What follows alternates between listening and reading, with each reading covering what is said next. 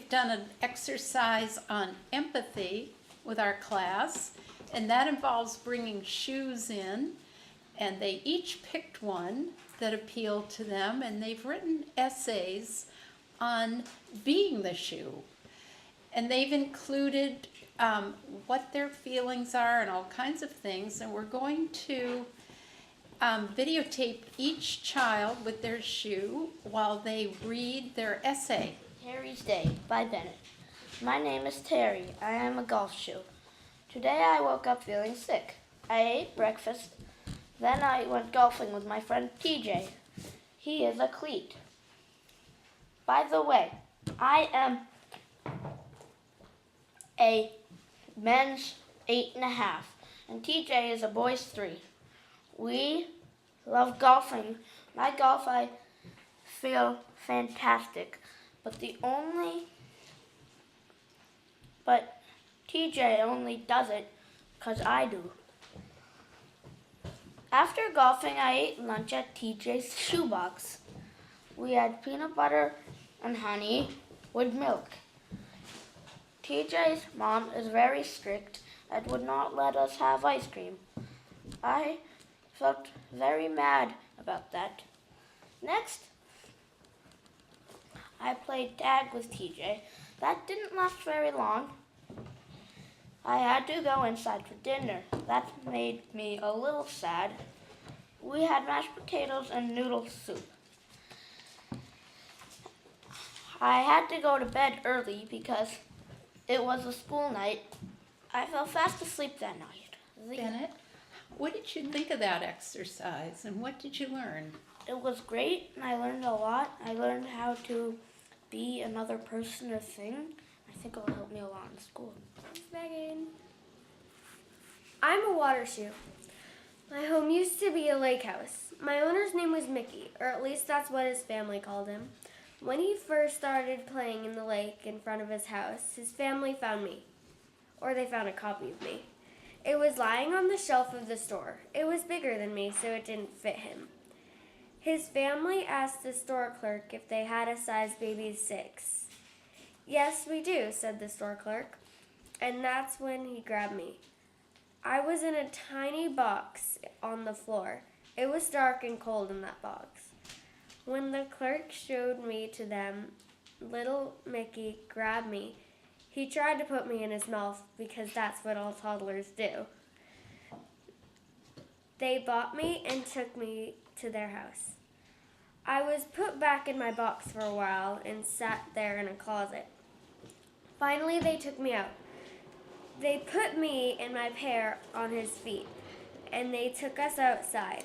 He splashed around in the water until he had to go back in, and they sat me and my pair out to dry as we watched the sun go down. The same thing repeated many times. Then he started learning how to swim. He would kick us up and down as fast as he could as his mother held him in the water. Finally, she let go. We were moving. We were going up and down and forward. It was very exciting. We got to do it almost every day. They also got a cat. The cat used to cuddle up next to me and my pair and all the other pairs, but only when we were dry. It would lay there for a while and purr. It ended up getting very much of its fur on me. Mickey had been growing very fast. In fact, he was getting very big. By the time he had outgrown us, me and my pair had a lot of sand and fur on us. It was sad leaving Mickey.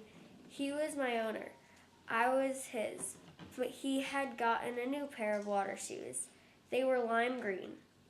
His dad drove me away while he was playing in the water with his new green shoes. I left with all the fur and sand on me. My pair had been chewed up by the new puppy just a week earlier. I was useless now. Without my pair, no one wanted me anymore.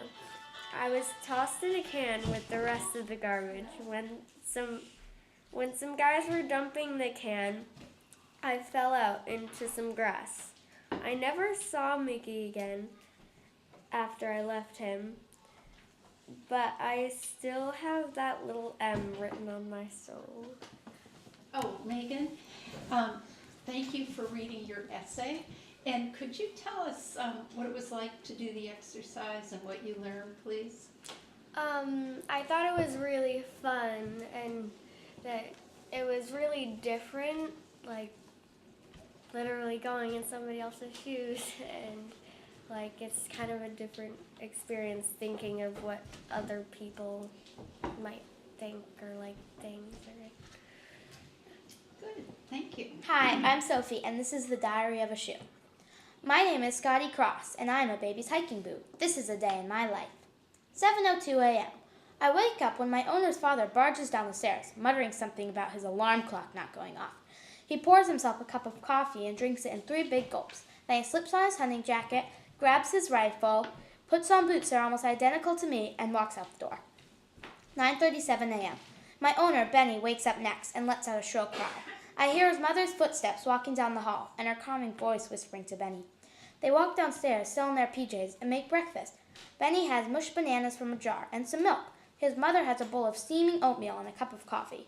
Breakfast takes a while, mostly because Benny keeps dipping his fingers into the bananas and putting them into his hair. His mother wipes it up with a towel, pampering him as usual. 10:09 a.m. When breakfast finally ends, it's time for Benny's bath, which I'm grateful for because his feet really stink. 10:43 a.m. When Benny's bath is done, he comes downstairs wearing blue jean overalls and a yellow sun hat. His mother sits him down in a chair and picks me up. Finally, my shining moment. She jams me onto Benny's foot and velcros me right up. I brace myself for whatever craziness Benny had planned for today. 11:15 a.m. Our first stop is the playground. Benny toddles right over to the swing set, and his mother boosts him up. I love the swings because, for once, I'm off the ground. It seems like hours before Benny finally yells, "All done!" Next we go on the slide, then the balance beam, which Benny falls off of, and finally the play structure. 12:27 p.m. Benny eats lunch on the small picnic blanket his mother had brought. He has smushed peas and apple juice. 12:58 p.m. When we get back home, Benny goes right up to nap. I get tossed back onto the shoe mat while he sleeps and sleeps until his mother wakes him up for dinner. 5:46 p.m. Benny has a rice cereal and water for dinner, then goes up to bed. 9:17 p.m. Benny's father gets home late at night and shortly after goes up to bed. The house becomes dark and still, and I finally go to sleep. Thank you, Sophie. How did you feel doing this exercise, and can you tell us anything you learned? I really like doing this exercise because, I kind of learned that a lot of different people have different perspectives and each one of them is different, and even though some people may seem the same on the outside, they're really all different, even shoes. And I also really like doing it because it kind of helped me realize that you can write about anything, and when you're writing stories, it doesn't just have to be about people, but it can be about things like shoes too. Thank you.